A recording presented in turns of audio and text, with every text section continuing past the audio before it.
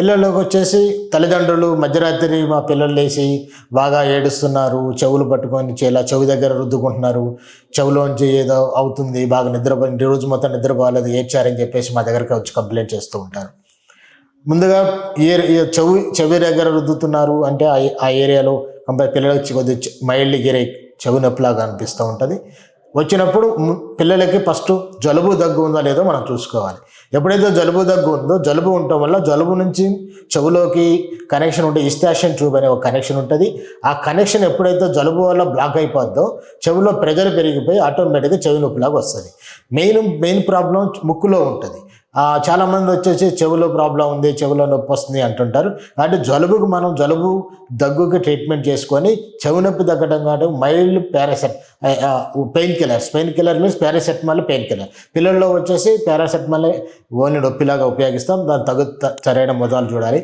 దాని తర్వాత కూడా నొప్పి తగ్గట్లేనప్పుడు ఒకసారి చెవిని చెక్ చేసుకొని ఏమన్నా చెవిలోని టింపానిక్ మెంబ్రేన్కి ఒక్కొక్కసారి రంధ్రాలు పడే అవకాశం ఉంది. దానివల్ల చెవిలోంచి చీమ్లాగా వస్తూ ఉంటుంది. అది మేజర్ ప్రాబ్లంనే ఉంటుంది. ఒకవేళ చీమ్లాగా వచ్చే చెవికి టింపానిక్ మెంబ్రేన్ ఏమైనా రంధ్రాలు పడ్డాయి అని అనుకున్నప్పుడు ఈఎన్టీ డాక్టర్ సలహాతోని ఆ చెవికి సంబంధించిన వైద్యం చేయించుకోవాలి. లేదు అంటే ముక్కులో ఒక నార్మల్ సెలైన్ కానీ కొన్ని జైలోమెటాజలిన్ అనే ఒక చుక్కల మందు ఉంటుంది. అవి ముక్కులో రోజుకు 4 సార్లు వేసుకోవాలి. చెవి నొప్పికి ప్రత్యేకించి భయపడాల్సిన అవసరం లేదు. ఎప్పుడైతే జలుబు దగ్గు తగ్గిపోతుందో ఆటోమేటిక్గా చెవులో నొప్పి తగ్గిపోతుంది. కాబట్టి సంప్రదాయ పద్ధతుల్లో తల్లిదండ్రులు చిన్నపిల్లలకి ముక్కుల్లో చెవుల్లో నీళ్లు స్నానం చేసిన తర్వాత ముక్కుల్లో చెవుల్లో నీళ్లు వస్తూ ఉంటారు. కాబట్టి అటువంటి అలవాట్లు మార్చుకోవాలి. ఎప్పుడన్నా అనుకోకుండా బాగా ఫోర్స్ఫుల్గా ముక్కులో ఊసినట్టయితే అవి ఊపిరితిత్తుల్లోకి వెళ్ళే అవకాశం ఉంది. దానివల్ల ప్రమాదం అవుతుంది.